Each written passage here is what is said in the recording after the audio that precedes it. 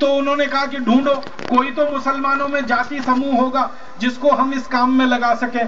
तो कुरैशी जाति समूह के मुसलमानों को प्रताड़ित करके, अत्याचार करके, मार पीट के अंग्रेजों ने गाय के कत्ल के काम में लगाया। और उनको इतना प्रताड़ित करते थे कि गाय काटो, गाय काटो। फिर होता क्या था कि ये गाय काटते थे कुरैशी समाज के लोग अंग्रेजों के दबाव में आकर।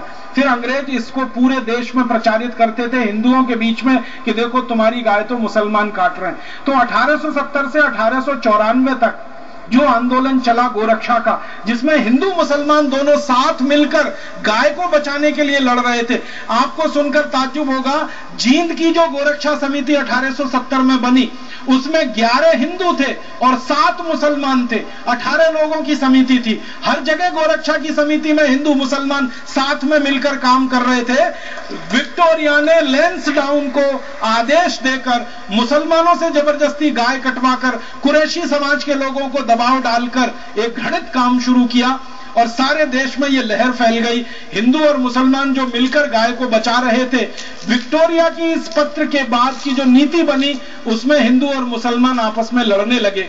मुसलमानों के बीच में प्रचार किया गया कि कुरैशी को बहिष्कार करो क्योंकि ये गाय काट रहे हैं। हिंदुओं में प्रचार किया कि कुरैशियों को मारो पीटो क्योंकि तुम्हारी गाय काट रहे हैं। और अंग्रेज पूरे सुरक्षित हो गए।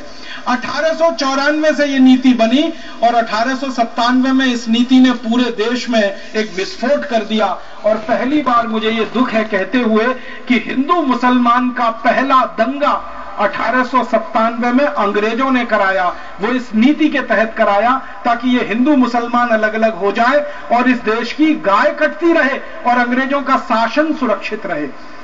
लैंसडाउन वो खतरनाक अंग्रेज अधिकारी था जिसने हिंदू मुसलमानों को लड़वाया और हिंदुओं को मुसलमानों के खिलाफ, मुसलमानों को हिंदुओं के खिलाफ बरगलाया।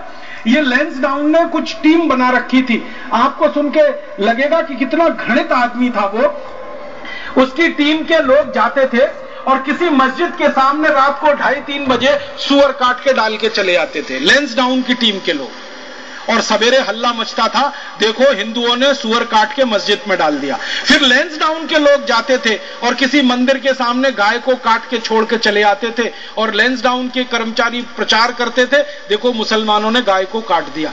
इस तरीके से दंगा भड़काया। और 1897 में जो दंगा भड़का इस देश में, वो दंगा भड़कते भड़कते 1905 तक इतना खतरनाक हो गया कि अंग्रेजों ने हिंदू और मुसलमानों के आधार पर देश का विभाजन करने का तय कर लिया और बंगाल राज्य को पूर्वी बंगाल और पश्चिमी बंगाल में बांट दिया। जिस अंग्रेज अधिकारी लैंसडाउन ने यह विष का बीज बोया हिंदू और मुसलमानों में, उस लैंसडाउन के नाम से इस उत्तराखंड में एक पूरा शहर बसा हुआ है, एक नगर बसा हुआ है, उसका नाम लैंसडाउन है। आत्मा को दुख होता है, कष्ट होता है, क्रोध आता है कि लैंसडाउन ने हिंदू मुसलमानों को लड़ाया। गाय का मांस अंग्रेजों को खाने को मिलता रहे, इसके लिए गाय का कत्ल करने के लिए कत्ल खाने चालू करवा के रखे। उस लैंसडाउन का नाम हम क्यों लें और उसके नाम पर कोई शहर का नाम क्यों बने?